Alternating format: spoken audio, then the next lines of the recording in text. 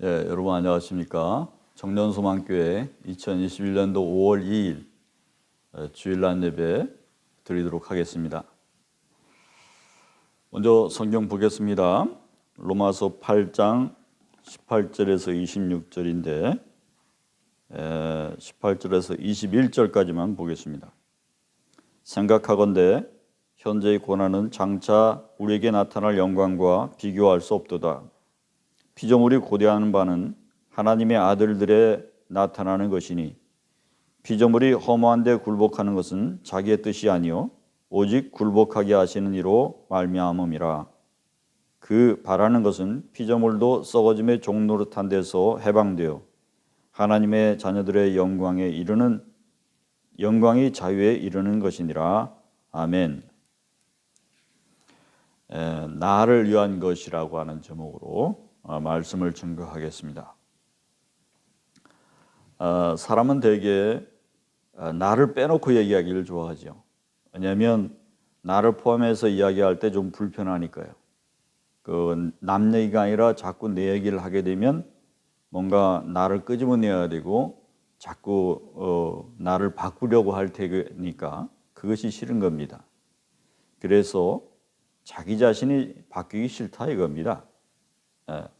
오늘 말씀을 듣기 전에 먼저 이 모든 말씀이 다른 사람이 아니라 나에 대한 말씀이다. 나를 위한 것이다. 이렇게 돌려놓고 시작하자 그렇게 말씀을 드립니다. 왜냐하면 이것이 맞으니까요. 지난주에 도스토옙스키에 대해서 말씀을 드리지 않았습니까? 그가 얼마나 고난을 많이 당했습니까? 도스토옙스키가 이런 말을 했습니다. 우리가 하나님을 제거한다 해도 고통과 고난이 제거되는 것은 아니다. 하지만 하나님을 제거하면 궁극적인 희망은 제거되어진다. 이렇게 말했습니다. 맞습니다. 코로나 바이러스로 인해서 지구촌은 아직도 고통과 고난이 지속되고 있고 여러분도 불편한 곤란이 지속되고 있습니다. 하지만 예전에 남아공 총리가 말씀했는가 하는 것인데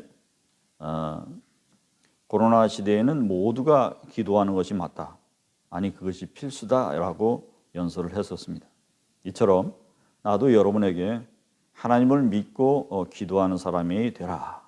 기도하는 일에 우리가 역점을 두자. 이 시기에 꼭 필요한 일이다. 이렇게 말씀을 드리고 싶어요. 이 시간에 코로나 팬데믹 상황 속에서의 나라고 하는 이 상황에 대해서 좀 더 같이 생각해 보고자 하기 원해서 이러한 말씀을 잡았습니다. 전 세계에서 코로나로 인해서 사망한 사람이 무척이나 많고 2019년에 길에서 죽은 사람만 해도 135만 명이나 되었다고 합니다. 이러한 팬데믹의 역사 속에서 많이 있었어요. 165년에서 180년경에 갈레녹스 역병, 그것은 홍역과 천연두인데 그것으로 인해서 500만 명이 사망에 이르렀고 그 뒤에 주위로부터 옮겨진 그 페스트가 2,500만 명을 희생시켰습니다. 또 14세기에 또다시 그것이 선페스트라고 다시 유라시아 대륙을 휩쓸면서 7천만 원에서 1억 명의 인구를 사망케 했습니다. 19, 20세기에 콜레라로 인해서 100만 명이 또 최근인 1918년에서 20년 약 2년 동안에 인플루엔자 팬데믹으로 인해서 2천에서 5천만 명이 사망을 했어요. 또 2005년도에서 2022년도의 사이에 HIV, 에이즈로 인해서 3,200만 명이 사망했고 그 뒤에 에볼라 바이러스와 사스도 있었습니다. 자, 하나님이 이 많은 사람들을 죽음에 이르게 한 책임이 얼마나 있다고 보십니까? 존 레녹스는 코로나 바이러스 세상 하나님은 어디 계실까라고 하는 책에서 9.11 뉴욕 쌍둥이 빌딩 파괴는 도덕적인 재난이었으며 인간의 악의 산물이었다라고 정의하지만 코로나 바이러스의 창궐은 자연적인 악의 살해인 듯하다 이렇게 말을 했습니다. 하나님이 전혀 관여하지 않으셨다거나 하나님이 전적으로 일으키신 것이라고 보는 것은 이 자유의지를 존중하셨다고 보는 우리의 전통적인 성서적 창조기사의 시각과 맞지 않는 이야기입니다.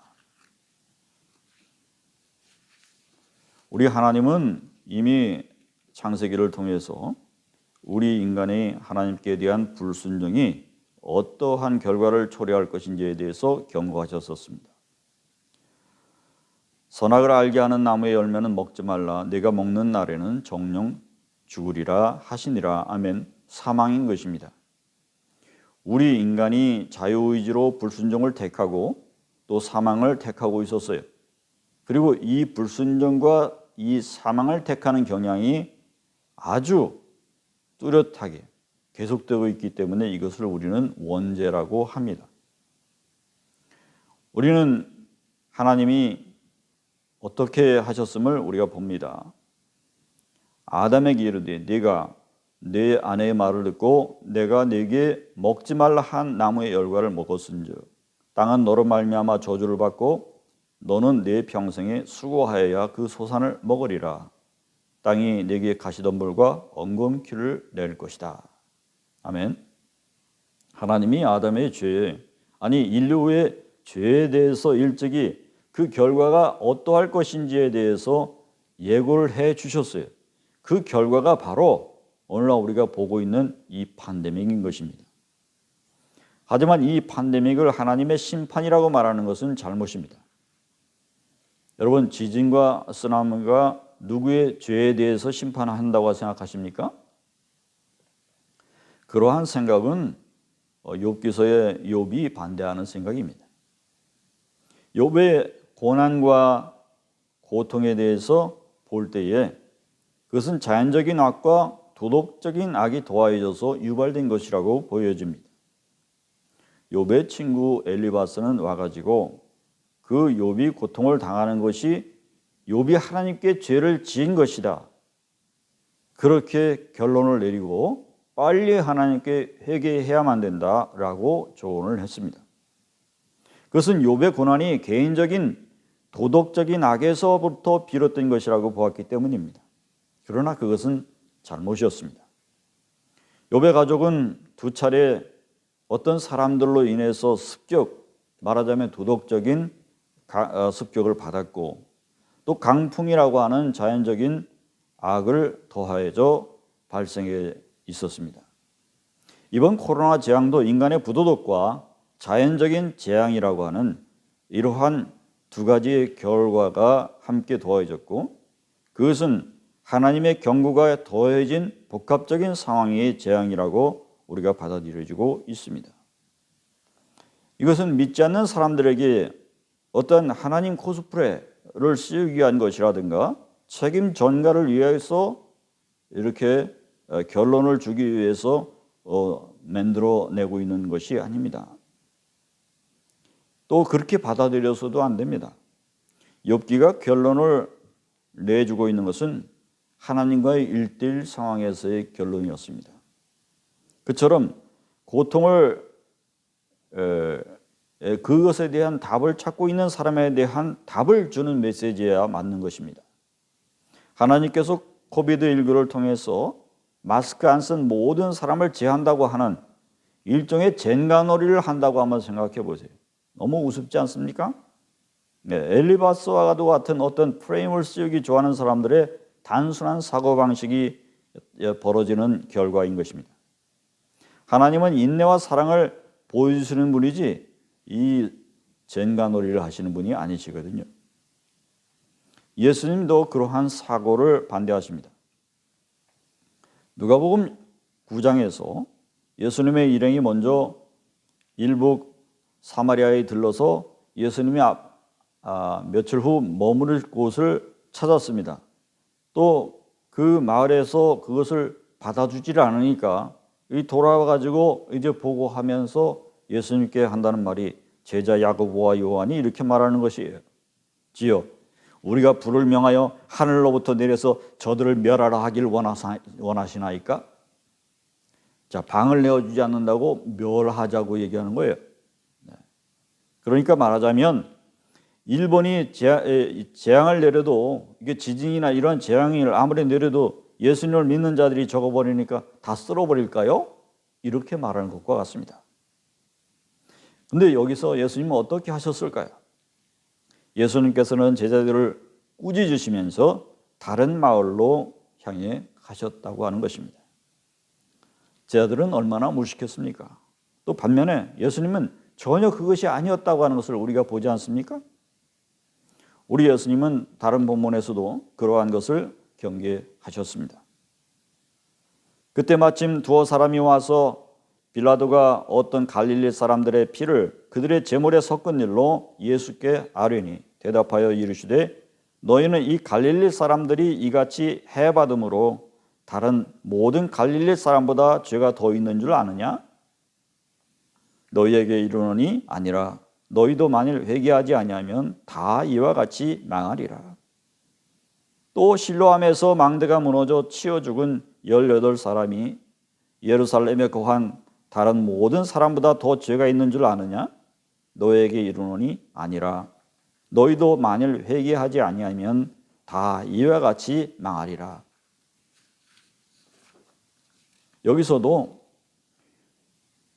질문을 물은 사람은 빌라도의 전령인데 예수님의 대답 속에서는 그 어떠한 회답도 찾을 수가 없습니다. 모두 당신 말씀을 듣고 있는 각자를 위한 그 말씀으로 그 답을 돌리고 계심을 알 수 있습니다. 또한 죄에 대해서 비교급으로 따질 것이 못 된다고 그 자체를 경고하고 계시는 것입니다. 자, 우리 신체가 왜 고통을 느낄까요? 위험에 대해서 경고하기 위함입니다. 그러면 내 손이 만약에 뜨거운 물에 넣다가 뜨거움을 느꼈다, 그 고통을 느꼈다. 그러면 이것은 누구를 위한 경고인가요? 내 손인가요? 남의 손인가요? 당연히 내 손이죠. 또 그것은 경고인 것이죠. 더 집어넣으면 된다라고 하는 것에 대한 경고입니다. 그래서 되지 말라고 재빠르게 아주 빠른 시간에 통증을 느끼도록 경고하고 있었습니다. 또한 통증은 신체 발달에 포함되어 있습니다. 자, 운동을 하면 이러한 고통스러운 이 과정, 고통을 느끼는 이런 과정이 없으면 근육이 발달할 수가 없습니다. 그래서 더 좋은 신체를 갖길 원하는 사람일수록 더 많은 시간 고통을 인내하게 되는 것입니다. 세 번째로 우리가 갖게 되는 고통 중에는 더 깊은 차원으로 볼 때 바른 성품을 형성하는 데 기여하고 있음을 우리가 깨닫게 됩니다. 그런데 우리에게 이러한 방식으로 경고를 주시는 하나님께 왜 자꾸 경고를 내려주시냐고 따지고 고함을 친다고 한다면 그것은 옳은 일일까요? 무신론자들은 알아듣지 못하겠지만 하나님을 가벼이 믿는 사람들에겐 왜 내버려 두시지 경고를 하시냐고, 또 경고로 받아들여야 되냐고 그렇게 반문하겠죠. 내가 갑자기 돈이 많이 생겨가지고 그 돈을 가지고 여러 세상에 좋은 차들을 한번 사 모은다고 한번 생각해 봅시다. 또 람보르기니라고 하는 고급차도 색깔별로 모은다고 생각해 보십시오. 자본주의에서는 돈을 많이 쓰는 것도 세금도 많이 내고 돈이 융통되고 그것도 유익이라고 생각할 수 있는데 왜 이런 일을 못하게 하냐고 막는다는 거죠. 그것이 과연 옳은 일일까요? 우리가 코로나 바이러스라고 하지 않습니까? 사실 인간의 몸을 파괴하는 21가지의 바이러스는 1억 가지의 바이러스의 극히 일부분에 지나지 않습니다. 좋은 바이러스는 이 장 속에 1mg당 1억 개나 된다고 한다는 거예요. 이는 티스푼 4분의 1쪽에 호주 인구의 4배가 넘는 그런 엄청난 숫자의 바이러스가 들어가 있는 양이죠. 그것은 박테리아의 먹이 역할도 하기 때문에 중요합니다. 펜실베니아 주립대 바이러스 생태학자 마르틴 루싱크는 말하기를 바이러스도 더 나은 평판을 얻을 자격이 있다. 바이러스라고 하는 챕터에서 이렇게 말합니다. 바이러스는 생명의 필수적인 것이고 기껏해야 1%만이 병원성의 존재로 우리에게 숙주에게 해롭을 끼친다고 하는 것입니다. 그것을 인간이 변형시키거나 부주의했거나 남용해서 이러한 코비드19의 재앙을 가져온 것입니다. 우리가 볼 때에 거기에는 분명히 하나님께서 함께 하셨습니다. 그리고 이 함께 하셨다고 하는 이 프레임 씌우기로 생각하지 말고 개인적인 깨달음의 영역에서 받아들여야만 할 것입니다. 아니, 오히려 이렇게 생각해 봅시다. 그러한 재앙은 이 지구 역사에서 특별한 것이 아니었습니다. 아까도 보지 않았습니까? 그것은 마치 지진을 일으키는 판구조 운동과 비슷하다고 볼 수 있습니다. 코비드19는 지질학자 피터 워드와 천문학자 도널드 브라운 리의 레어스, 드문 지구, 그 책에서 판구조의 놀라운 중요성이라고 하는 그 장에서 각 판상 지각 표층이 움직이기를 멈춘다면 지구상 대규모 생물은 멸종이 될 것이다. 이렇게 말하고 있습니다. 판구조 운동은 우리 지구가 균형 유지에서 필수적이기 때문이고 또 화학 물질이 재순환되게 만들고 세계적인 온도 조절 장치에 해당하는 것이고 또 지구 자기장에도 유리하고 유지하고 또 우주선에서 날아오는 우주에서 나오는 우주선을 보호할 뿐 아니라 세계에 계속 물을 공급하는 데도 필요한 장치라고 하는 것입니다. 하나님은 우리에게 자유의지를 주셨고 우리가 그것을 피할 수 있지만 연속해서 계속 악을 택하고 있었다고 앞에서 말씀드렸습니다. 그래서 우리는 이 코비드 사태가 놀랍지 않은 것입니다. 우리는 지금도 핵버튼으로 잠일할지도 모르는 이런 지구의 멸망 사태를 앞두고 살아가고 있습니다. 그리고 이에 대해서 우리 하나님은 이미 불순종의 결과는 죽음뿐이라고 경고를 하셨고 그 경고에 대해서 지금도 우리에게 계속 주시기를 원하십니다. C.S. 루이스는 말씀합니다. 하나님은 우리가 즐거울 때에 속삭이시고 우리의 양심에 대해서 말씀하시지만 우리가 고통스러울 때는 외치신다. 고통은 귀먹은 세상을 잃기 위한 그분의 확성기다 말씀했습니다. 여러분들이 남들이 죽어가는 코로나 세상에서 나타나는 이러한 비명들 그 속에서 하나님의 음성을 속삭임으로 듣지 말고 오히려 작은 신음소리만 들려도 그것을 확성기처럼 들을 수 있는 귀가 열리시길 바랍니다. 오늘 말씀 보겠습니다. 피조물이 로마서 8장 20절 피조물이 허무한데 굴복하는 것은 자기의 뜻이 아니요 오직 굴복하게 하시는 이로 말미암음이라. 여러분 여기에 피조물이 아니고 저 낮은 어떤 생물체가 아니고 나 자신을 거기에 대입해서 다시 한번 읽어볼 수 있기를 바랍니다.